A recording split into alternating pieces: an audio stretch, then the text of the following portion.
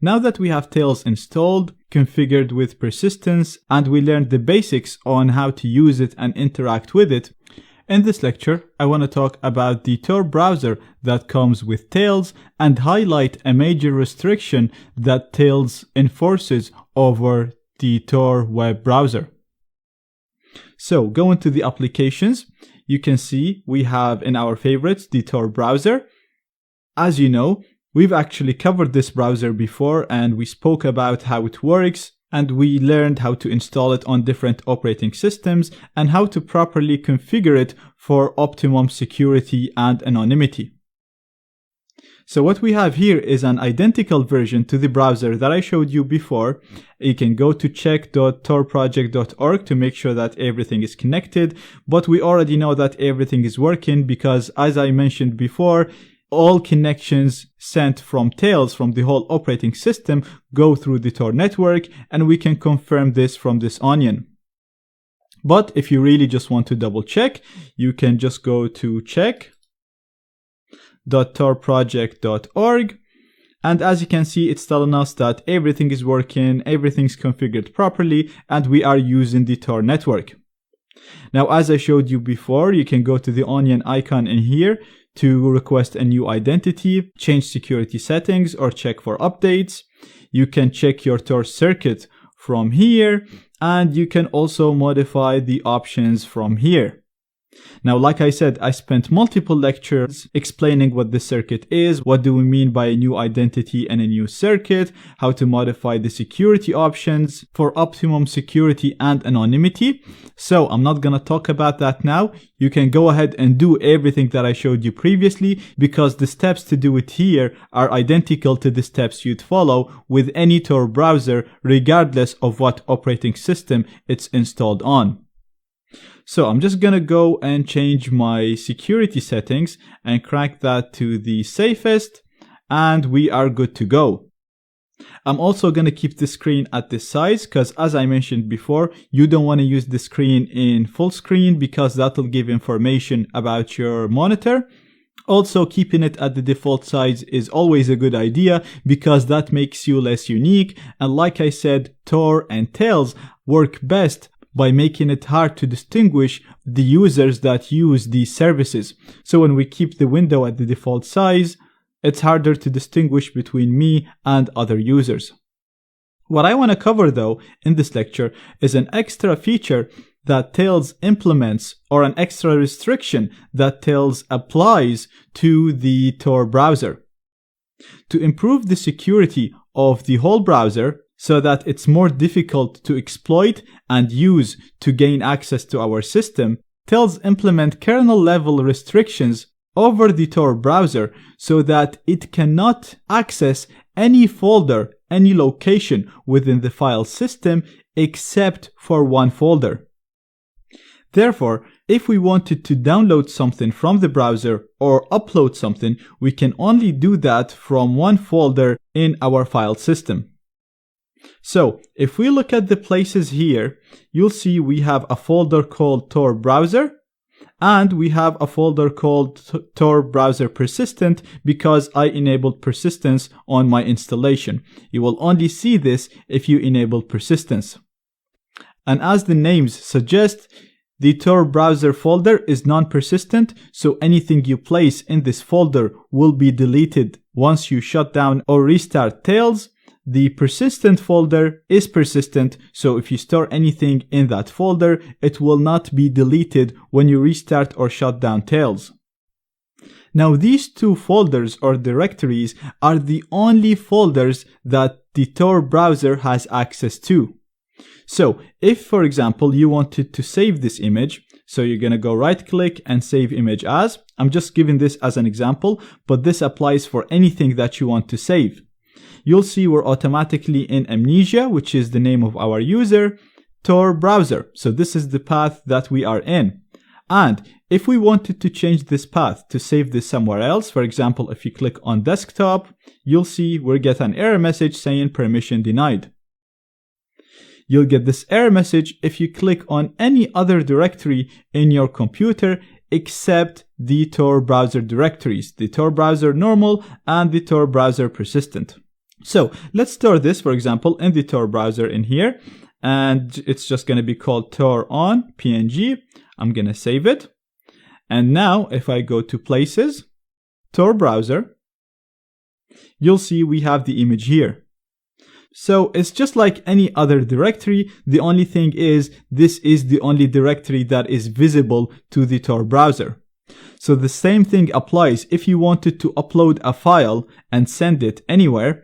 You won't be able to upload any files unless they are stored in Tor browser or in the Tor browser persistent. So if you had something on desktop or in music or in the documents, you'll have to first copy it to one of these directories, either to Tor browser or Tor browser persistent, and then upload it from there. So if I just go to tinyupload.com, this is a file sharing service. It's by no means anonymous or private. I'm just using it as an example to show you how the browser only have access to specific directories.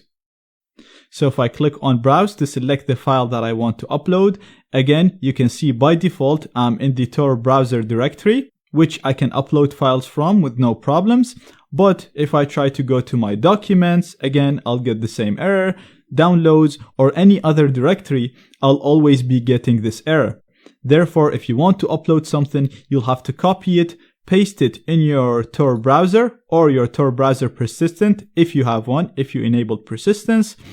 And then from here, you can just select it, open it, and it'll upload just like any other operating system. Now, like I said, this is not a private or an anonymous way of uploading files. I will show you a better way later on in the course. So that's it for this lecture. We've already used the Tor browser and we are already a little bit familiar with it. I just wanted to highlight the restriction that Tails enforces on the Tor browser. And in the next lecture, I'm going to introduce you to the insecure browser that comes with Tails. Previously, we learned how to install and use the Tor browser, and in the previous lecture, I showed you how to use it with Tails. Now, this will be the browser that we'll use most of the time to protect our anonymity and privacy and to access the hidden services or the darknet websites. In this lecture, though, I want to show you another browser that comes with Tails, which is the insecure or unsafe browser. Now you might think, why would I want to use an insecure or unsafe browser?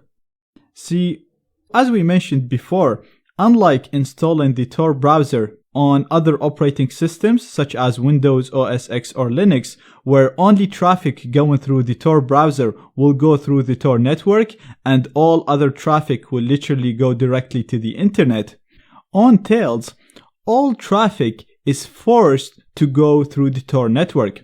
So regardless of what application generates this traffic, even if it's a system update, even if it's some malware that got downloaded and got executed on your system, it will always be forced to go through the Tor network. Now, like we said, this is great because it prevents leaks, it improves our security and anonymity because no other programs can access the internet directly. Therefore, all of our connections are always going through the Tor network. So this is really, really good and an amazing feature of Tails. The only problem is, sometimes you actually need to access the internet directly, or you need a browser that will not use the Tor network. For example, if you're trying to connect to a captive portal. What I mean by a captive portal is a network similar to the networks you see in airports, universities, or coffee shops, where once you connect, you have to log in or you have to authenticate. Now, usually the authentication is done using a web browser. Any web browser will work, but the Tor browser will not work because, as we know, Tor browser will route traffic through the Tor network, and therefore you won't be able to authenticate with the local network. Now, if you were running the Tor browser from a normal operating system like Linux, Windows, or OS X, the solution to this is easy. You just go to one of your other browsers, and like I said, these will be accessing the internet directly, so that will be fine. The problem is, as we mentioned, in Tails, everything is forced to go through the Tor network. So even if you had another web browser, it'll be forced to go through the Tor network, and therefore you still won't be able to authenticate with these networks. Therefore, for this reason, and for any other rare cases where you would actually need to access the internet directly, Tails comes with another web browser. It's actually called the unsafe browser because this is the only application on the operating system that can make direct connection to the internet outside of the Tor network. So you want to be very, very careful when you're using this, and you want to make sure that you know what you're doing, because it is not using the Tor network. It's going to be accessing the internet directly, revealing your location, your IP, and so on. So right here, I'm back at Tails.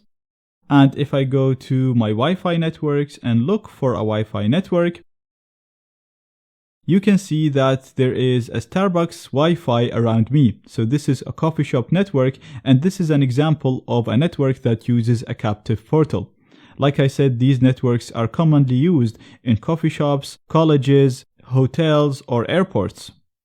So it's all the same scenario. Once you connect, so I'm going to click on it and connect, you'll see that I will be able to connect to the network, but I won't have internet access. So if I go up here, you can see that I am connected to the network, but as you can see, the Tor icon right here still has an X beside it, so I'm not able to connect to the Tor network. And even if I go and run my Tor browser, as you can see, it's telling me that the Tor network is not ready yet. So the browser will probably not be able to access the internet. And even if you wait for this, it's not going to connect. So I'm going to click on Start anyway. And as you can see, nothing will load. We'll be stuck at the welcome page. And even if you try to go to any website, it's not gonna load because the captive portal needs you to first authenticate with it. So this network is configured in a way that the users have to authenticate using a web interface first. See, usually on normal operating systems, when you launch your browser, you'll see the authentication web interface, the authentication page by default. But because Tails is configured so that it routes all traffic through the Tor network, the web interface or the authentication page is inaccessible to us. Therefore, the only way around this is to go ahead and use the insecure browser which accesses the internet directly. To do this, we're going to go to Applications, Internet, and we're going to click on the unsafe browser. It's going to show us a warning telling us that this will access the internet directly. You will not be anonymous, so be careful. I've explained all this to you, so we're going to click on Launch. And as you can see, we get another web browser with a big warning again about the implications of using this browser. But we know what we're doing, so that's fine. And now you can use this browser similar to the way that you use any web browser on any other operating system that does not force traffic through the Tor network. So you probably already connected to such networks in hotels or airports. Once you connect to it, you open your web browser and you can go to any website you want. For example, I'm going to go to duckduckgo.com. And as you can see, the website that I want will not load, but I will get the page for the captive portal. Now, some captive portals will ask you for a name and email. They might ask for your phone number. You can fill this with any information you want. You don't have to give valid information. And once you do this, you can click on Connect. In my case, I can just connect without filling any information. And as you can see, I'll get redirected to the Starbucks website. So I got authenticated with the network, with the captive portal now. So now Tails should be able to establish a connection with the Tor network, and the Tor browser should work for us as well. And perfect, as you can see, we get a notification telling us now we can access the internet. On the top right, the X has disappeared. So if I go to check.torproject.org, As you can see, we get a nice message telling us that we are connected properly to the Tor network, our IP is changed, and everything is working as expected. So now we don't need the unsafe browser anymore. We can close it because we have authenticated with the target network properly, and the network is going to allow us to access the internet, and then Tails is going to force all traffic through the Tor network, which is exactly what we want, which will improve our privacy and anonymity.